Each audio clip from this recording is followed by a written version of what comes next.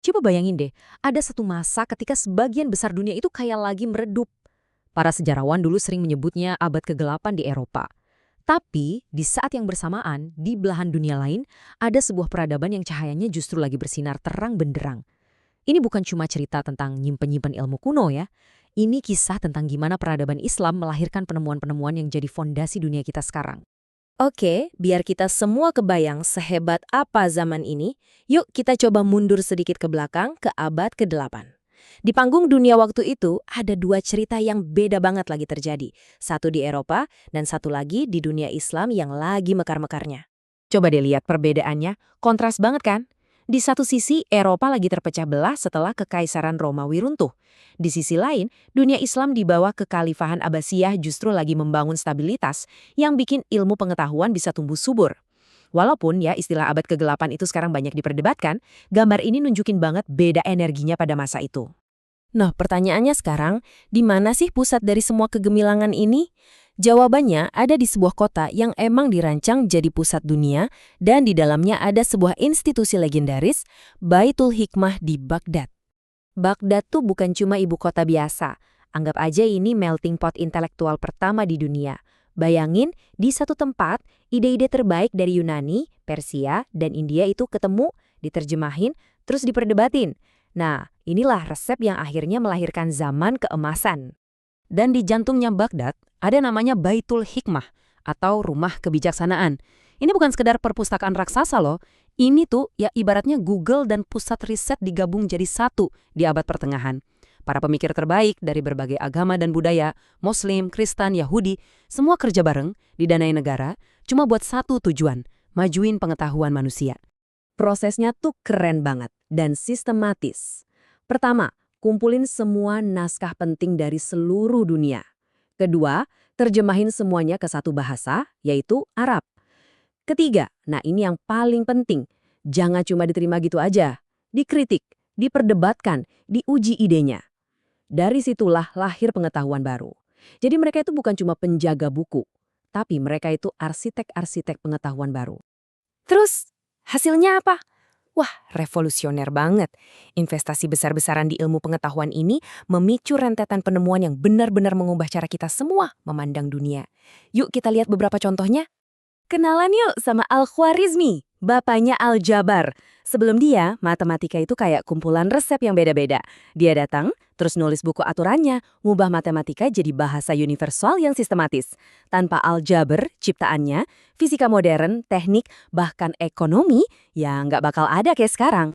Pernah dengar kata algoritma? Pasti sering kan? Nah, nama itu datang langsung dari namanya Al-Khwarizmi. Setiap kali kalian searching sesuatu di internet atau pakai GPS, kalian tuh lagi ngejalanin prosedur langkah demi langkah yang konsepnya dia rintis lebih dari 1000 tahun yang lalu. Warisan dia itu ada di kantong kalian sekarang juga. Nah, ini mungkin penemuan yang paling game-changing dari semuanya. Metode ilmiah itu sendiri. Ibn Al-Haytham ini orang yang pertama kali bilang, jangan percaya gitu aja sama kata buku atau para ahli, buktiin dulu pakai eksperimen. Ide yang radikal banget pada masanya, inilah yang jadi tulang punggung seluruh sains modern. Dan itu baru pemanasan loh, masih banyak lagi raksasa-raksasa intelektual lainnya. Ada Ibnu Sina, yang buku kedokterannya jadi standar di Eropa selama 600 tahun.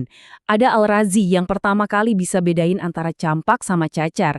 Ada Ibnu Khaldun yang dianggap bapaknya sosiologi modern. Luasnya kejeniusan di era ini tuh benar-benar luar biasa. Tapi ya, nggak ada pesta yang berlangsung selamanya. Sebuah badai besar datang dari timur dan zaman keemasan ini harus menghadapi akhir yang tragis.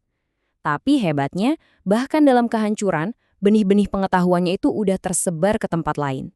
Tahun 1258. Ini tanggal yang kelam. Pasukan Mongol datang dan meluluh lantahkan Baghdad. Ini bukan cuma sekedar penaklukan kota ya, ini adalah penghancuran pusat intelektual dunia pada saat itu. Sebuah tragedi budaya yang mengakhiri dominasi Kekhalifahan Abbasiyah secara brutal. Ada cerita legendaris yang bikin merinding. Katanya, air sungai Tigris itu jadi hitam legam selama berminggu-minggu karena tinta dari jutaan buku yang dilempar ke sungai. Coba bayangin, pengetahuan yang dikumpulin berabad-abad, lenyap gitu aja. Ini kerugian yang gak terbayangkan, bukan cuma buat dunia Islam, tapi buat seluruh umat manusia. Tapi Api pengetahuan itu nggak bisa benar-benar padam. Bahkan saat pusatnya hancur, cahayanya udah terlanjur menyebar. Jauh sebelum invasi Mongol, sebuah jembatan intelektual ternyata udah dibangun menuju ke Eropa. Jembatan itu apa? Namanya Andalusia atau Spanyol Islam. Di kota-kota kayak Cordoba dan Toledo, para sarjana Muslim, Yahudi dan Kristen itu hidup dan kerja bareng, nerjemahin karya-karya hebat dari bahasa Arab ke Latin. Nah, dari sinilah lautan ilmu pengetahuan soal aljabar, kedokteran, dan filsafat itu mengalir deras ke seluruh Eropa, siap buat menyalakan api pencerahan yang baru. Oke, jadi apa inti dari semua ini? Kenapa cerita yang udah terjadi lebih dari 1000 tahun lalu ini masih penting banget buat kita? Karena jejaknya ada di mana-mana. Di sekitar kita, kadang kita aja nggak sadar. Ini dia koneksi yang paling menakjubkan. Pengetahuan dari zaman keemasan Islam ini jadi bahan bakar utama buat Renaissance Eropa dan revolusi ilmiah. Ini bukti nyata kalau kemajuan itu bukan garis lurus milik satu peradaban saja, tapi sebuah siklus di mana satu peradaban ngoper-obor ke peradaban berikutnya. Coba deh, lihat kata-kata yang kita pakai sehari-hari. Aljabar, algoritma, alkemi, azimut. Ini bukan sekedar kata pinjaman loh. Mereka itu kayak fosil dalam bahasa. Bukti nyata dari konsep dan ide-ide revolusioner yang diwariskan dari dunia Islam ke seluruh dunia. Jadi, kalau kita tarik benang merahnya, pelajaran abadi dari zaman keemasan Islam ini adalah kemajuan sejati itu nggak pernah terjadi sendirian. Ia lahir dari rasa ingin tahu, dari keterbukaan, dan dari keyakinan kalau cahaya satu peradaban bisa menyalakan kembali cahaya peradaban yang lain. Kisah ini ngingetin kita bahwa dialog global adalah mesin kemajuan umat manusia, dari dulu, sekarang, dan selamanya.